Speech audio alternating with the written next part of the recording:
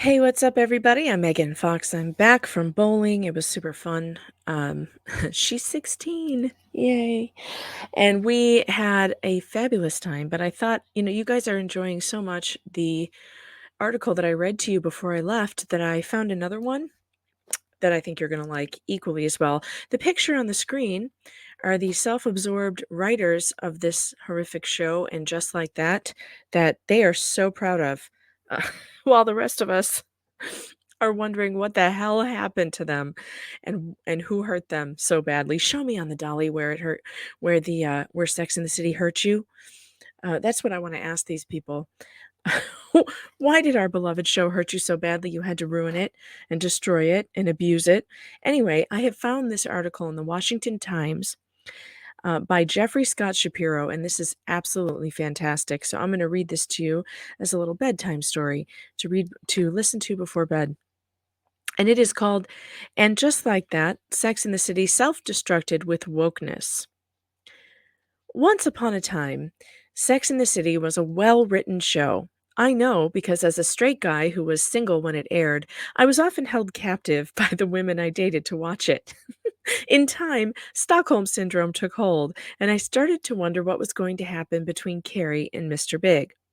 What made Sex in the City tolerable for male hostages like me was that its dialogues and relationships were believable. Its storylines were based on what people really do, not what society dictates they should do. This was never more evident than when Jack Berger, a motorcycling journalist dating Carrie, shocked the world when he candidly told Miranda the real reason some guy wasn't calling her. He's just not that into you. This revelation horrified Miranda's friends, who all but prepared indictments against Jack for being insensitive. That is, until Miranda admitted this brutal truth helped her come to terms with reality. The phrase went viral because it rang true to almost everyone. At this memorable moment, Sex and the City found its soul by prioritizing truth over sensitivity, a key element its sequel, And Just Like That, has abandoned. Instead of being about navigating how people really feel, it is a lesson on how to obey the new woke masters of the caviar left. I sensed this radical shift in the Sex and the City formula in the sequel's first episode when Carrie's new non binary colleague introduced herself as Che. They deny a connection to Che Guevara, saying it's just short for Cheryl, but the unnecessary dialogue and nickname was an obvious salute to a brutal murderer often depicted by Hollywood as a cool pop culture icon.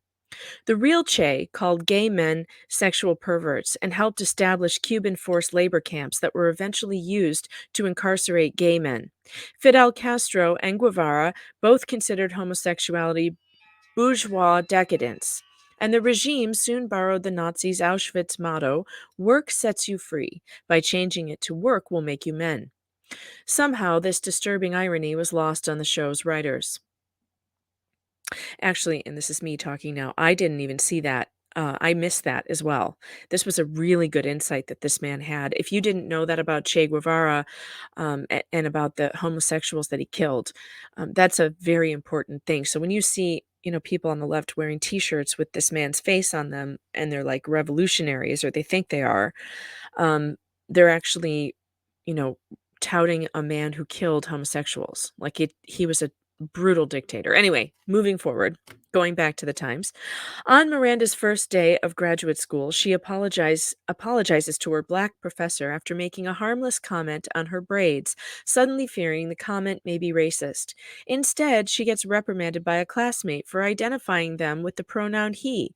When she sees her professor on the subway platform, Miranda lashes out against the Trump travel ban, which she mislabels the Muslim ban, and disavows her corporate law past, saying she couldn't be part of the problem anymore. Poor Charlotte, the elegant and otherwise conservative wasp of the group, gets schooled by her 12-year-old daughter, who reveals she doesn't like being called a girl. Her other adopted Asian American daughter lectures her for having a racist international doll collection. When Charlotte and her husband learn their gender fluid daughter has changed her name to Rock at school, they meet with officials who explain that in matters such as this, we take our cues from the children.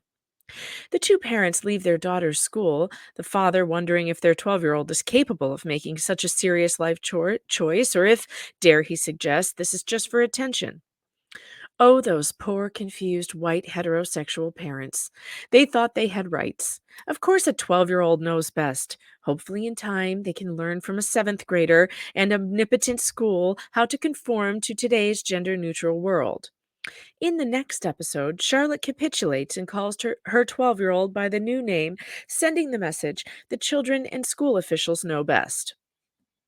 Later, after Miranda admits to Carrie she had an extramarital lesbian tryst with Che, the credits roll to Grace Vanderwall singing, I can see clearly now the rain is gone. I accept all the things I cannot change, implying that sexual orientation and gender are, in fact, changeable.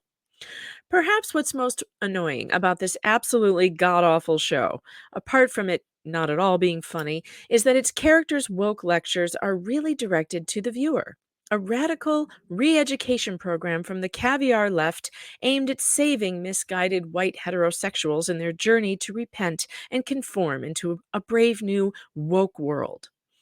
To this end, the show is not completely irredeemable, as it does its viewers a service by depicting the reality of just how hypocritical and obnoxious liberal elites are. Now, I'm going to stop here for a second and tell the author here that he's using the wrong word. As I've said on this program multiple times, liberals are not leftists. There's a difference. And the people who are writing the show are definitely on the radical left.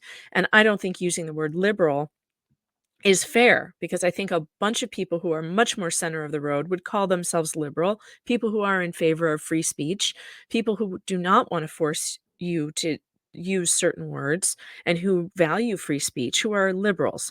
When he writes liberal elite here, he really should have said radical leftist elites. Okay, continuing.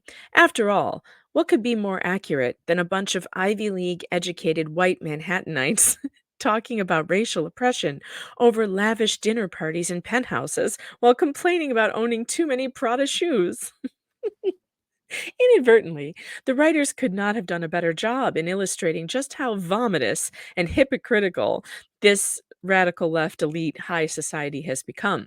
And just like that, and I put that in there myself. He said liberal again. I'm helping him. I'm editing as I go. You can read the original on the link in the description. And just like that isn't really a television situation comedy. It's an unimaginative propaganda vehicle for the radical left's generic woke message that if you're having problems in your life, it can only be because of three reasons. You've spent years in denial about really being gay, you need to transition your gender, or you finally accept that since you were born white, you must be a racist. Because then, and only then, can you find absolution, inner peace, and harmony from your natural born disability of heterosexual whiteness. Thanks, HBO, but I'm just not that into it. Bravo, Jeffrey Scott Shapiro. That was really, really good. Check out the link in the description if you guys want to read through that or share it on your social media because it's really a great article. And don't forget to like and subscribe and hit the bell to get the notifications. I've noticed that a lot of you are coming here from recommended videos, and why not just sign up today to get notifications when my videos post? Like and subscribe. Talk to you soon.